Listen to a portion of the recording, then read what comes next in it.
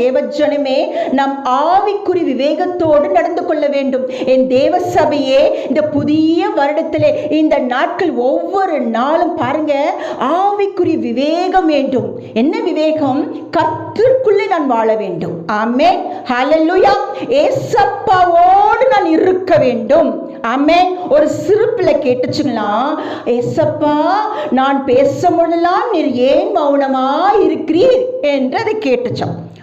அப்போ ஆண்டவர் சொன்னாரா, இல்லை மகனே, நான் உன்னோடு பேசிக்கணும். இல்லை, நான் பேசும்பொழுது நீங்கள் ரொம்ப அமைதியாக இருக்கிறீங்க அப்படின்னு சொன்னீங்களா.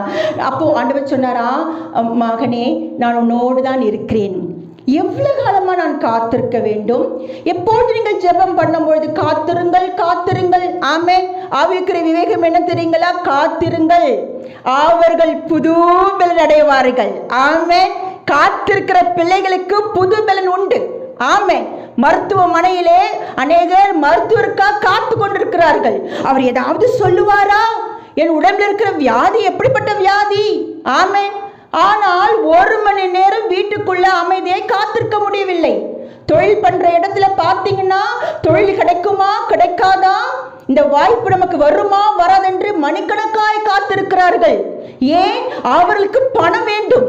ஆனால் இயேசு வேண்டாம். ஹல்லேலூயா. இயேசு வேண்டும் என்றால், அன்பான தேவஜனமே, தொழில் செய்கிறவர்கள், பிசினஸ் செய்கிறவர்கள், வேலைக்கு செல்கிறவர்கள், எதிர்பார்ப்பு உள்ளவர்கள் எல்லோரும் 1 மணி நேரம் காத்திருக்க வேண்டும். ஏன்னால் அது ஒரு மகிமையின் சுவிசேஷம் உண்டு. அந்த பிள்ளை கேட்டுச்சா, சின்ன பிள்ளை கேட்டுச்சான், என்னப்பா நாங்கள் பேச. அண்ணன் சொன்னாரா, நீ எப்பொழுது நீ காத்திருன்னு சொல்லிக்கொண்டே இருப்பாராம். அவன் சொல்லி, காத்திரு காத்திரு சொல்லுவீங்களே ஆண்டவரே, அதன் அர்த்தம் என்னன்னு சிறு குழந்தை கேட்டுச்சா, எவ்வளவு காலமா காத்திருக்க வேண்டும். அப்போ அவன் சொன்ன, ரொம்ப வலிக்குதான், பெயினா இருக்கு அப்படின்னு சொன்ன. ஆண்டவர் சொன்னாரே, வெயிட் பண்றது it's not pain, it's a preparation அப்படின்னு சொன்னாரா. ஹல்லேலூயா. என்னோட ராஜ்யத்துக்கு வரும்படி, இந்த பூமியில நீ வாழும்படி, விவேகமா வாழ வேண்டும் என்றால் preparation வேணும், ஆயத்தங்கள் வேண்டும். ஹல்லேலூயா. கொஞ்சம் காத்திருப்பது வலிகள் வரும்.